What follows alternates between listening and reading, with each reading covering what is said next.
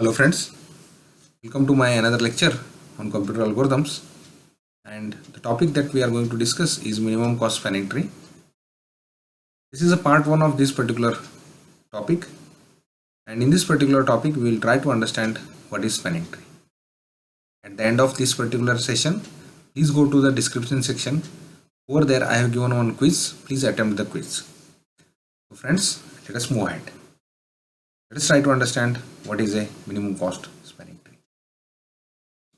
In order to understand minimum cost spanning tree, in order to understand spanning tree as well as minimum cost spanning tree, we have to understand what is a graph. So friend, what is a graph? A graph can be defined as G is equal to VE phi, where V is a set of vertices, E is a set of edges, and phi is a function from the set of edges to the set of ordered or unordered pairs of the elements of V.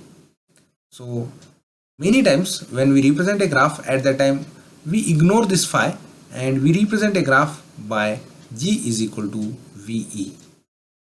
Over here I have given 4 examples. This is the first example, and I say that in this first example the set of vertices are 0, 1, 2, 3. The set of edges over here, there are, if you count it, there are edges 1, then 2, 3, 4, 5, 6, 7. There are 7 edges, so they can be represented as, they are set. E is a set which is an ordered set. Now in my previous definition I told that ordered or unordered, whenever such set is there where arrow is given, direction is given, at that time it is ordered set. So 0, 1, then we have 2, 1, or we from 0 there is another outgoing edge, that is 0, 3. Then from 1 we do not have any outgoing edge. Then from 2 we have 1 and 2, two outgoing edges, and they are 2, 0 and 2, 1. From 3 we have again 3 outgoing edges. We have 3 outgoing edges. One is 3, 1, another is 3, 2 and 3, 0. So these are the total 7 edges. 1, 2, 3, 4, 5, 6, 7. And friends, this type of a graph, let us say this is graph A. This type of a graph is called as a directed graph because to the edges the directions are given as well as the weights are given to the edges. So weights are given means whatever they are there in the circle, that is a vertex, and whatever that is there in a square, that is the weight of that particular edge. So this is called as weighted directed graph. We can have another type of graph which is called as unweighted graph. Sorry, first of all it is undirected graph. Weights are there but undirected. In undirected graph, whatever the consideration that we do, they are all undirected pairs, unordered pairs, not undirected, they are all unordered. So what is the difference between ordered and unordered? In ordered, 0, 1 is not equal to 1, 0, and pair 0, 1 is not equal to 1, 0 in ordered pair. Okay, whereas in unordered pair 0, 1 is equal to 1, 0. So if 0, 1 is equal to 1, 0, we need not write it 2 times if it is there. Okay, so here this is called as undirected weighted graph. And here we have 1, 2, 3, 4, 5 edges. So edges are here are 4 to 5 and 5 to 4 is also there. If 4 to 5 is there, 5 to 4 is by default it is there. Then we have 4 to 7, we have 4 to 6, then we have 5 to 6, 5 to 7 we do not have, and we have 6 to 7. So these are the 5 edges that we have. This is another type of a graph which is non-connected graph. So first and second are connected graphs. This is non-connected graph because we have one vertex here which is not connected to any of the other vertex, and such type of vertex is called as isolated vertex. Presence of isolated vertex makes the graph disconnected. It is a disconnected graph or non-connected graph. This is again, even though this is disconnected, but this is a directed graph. Every edges are, whatever the edges they are there, they are the direction. So this is called as a directed graph, whereas the last one is undirected unweighted graph. Undirected unweighted. Whereas this third one is called as directed unweighted. So these are some basic concepts about the graph. Let us move ahead and let us try to understand what is a subgraph. So if a graph is given, for a given graph VE, let us say G is equal to VE is one graph, and let us try to understand this by considering an example. Let us consider a graph with 5 vertices. So vertex number 1, 2, 3, 4 and 5. These are the, let us say, 5 vertices and around 1, 2, 3, 4, 5, 6, 7 edges. Okay, so this is graph G is equal to VE, where V is equal to 1, 2, 3, 4, 5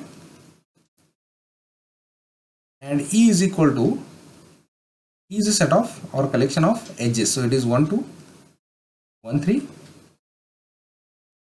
1, 4, 1, 5 is also there, then 2, 5, first 2, 4 and then 2, 5, 2, 3 is not there, 2 to 3 there is no edge, so I am not going to write it, then 3, 4 is there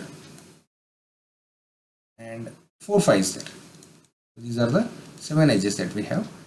Now I can define another graph P is equal to, again now I want to, since I want to define what is a subgraph, so I will consider all the vertices which are there. Okay, and then I will consider some of the edges.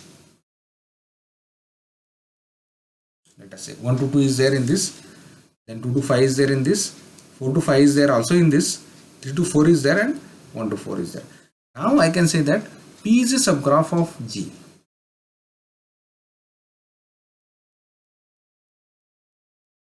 G if P contains, if vertices in P are equal to vertices in G. Vertices in P are whatever the vertices are there, they are also there in G. So equal to, they are equal, and edges in P, if I find out the edges in P, so these edges are subset of edges in G. In short, P can be represented as VE dash. So you can say that V and V, that is, this vertices remains the same, only some edges from this graph are selected into this, some or all. Okay, even if all are selected, at the time I can say that P is a subgraph of G. So what is the condition? P is equal to VE, so this V should be equal to the V of G, and whatever the E dash is there, that should be a subset of E. In this case I can say that P is a subgraph of G. Moving ahead, let us now try to understand what is a spanning tree. Let G is equal to VE. Now G is one graph again, be a undirected graph. Now it is applicable as it is to the directed graph also. Let G is equal to V be a undirected connected graph. I told you previously what do you mean by connected graph. A subgraph T is equal to VE dash of G is a spanning tree, and it is a subgraph of G if and only if T is a tree.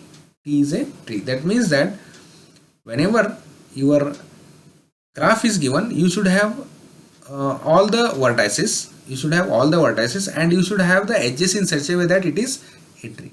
It constitutes a tree. Let us go back and let us try to understand by using the previous examples.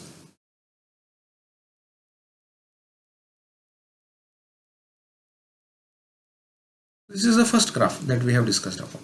So over here the spanning tree for this one can be defined as so this is vertex number 0, there is an edge from vertex number 0 to 1, then there is an edge from vertex number 2 to 1, then there is an edge from vertex number 3 to 2, even from 3 to 0 also is there. So this is one what you can say, one spanning tree. This is a subgraph of this, and I can say that this is a spanning tree of this particular graph 1.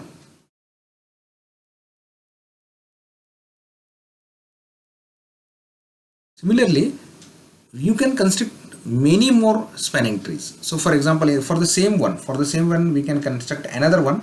So from 0 to 1, then from, let us say it is 0 to 1, then from 2 to 0, and from 3 to 2.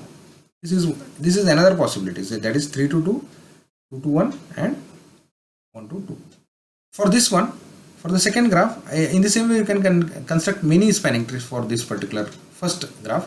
For the second one, so since second one is a unordered collection means it is undirected graph. So 5 to 4, then 4 to 7, and 7 to 6. This is one spanning tree.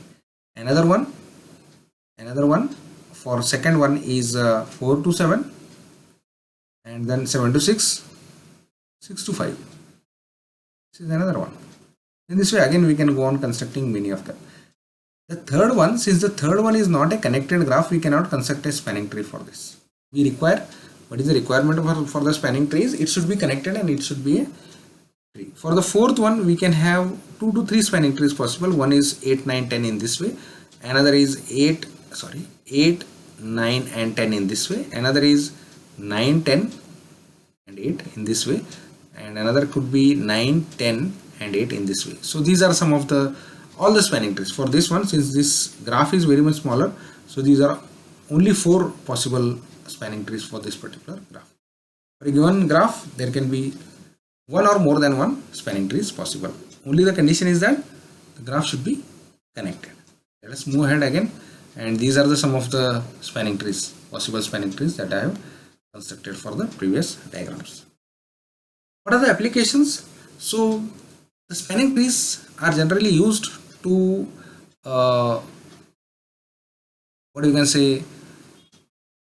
establish a electric network or demonstrate a electric network. And in order to identify the circuit equation for the electric network or electronic circuit network, what we can do is, whatever the equation is that is given, if the network is fully connected or whatever the connections they are there, so in order to simplify the given electric or electronic circuit, what we can do is we can construct its spanning tree to minimize the circuit equation, to make it easier.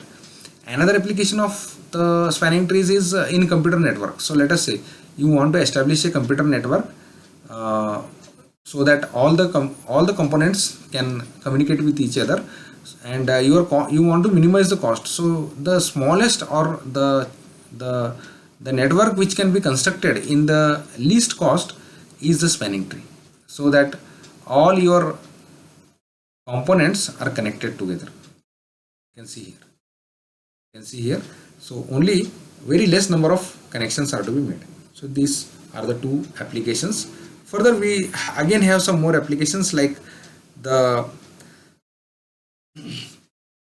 spanning tree can be used to find out or solve many of the problems in which we want to find out the smallest cost between the cities, or cost of traversal or anything. So this is another application. Let us try to understand what is a weighted graph and what is a spanning tree. Previously I have told you what is a weighted graph. So a graph in which the weights are given to the edges is called as weighted graph. So for this particular graph we can have many trees possible.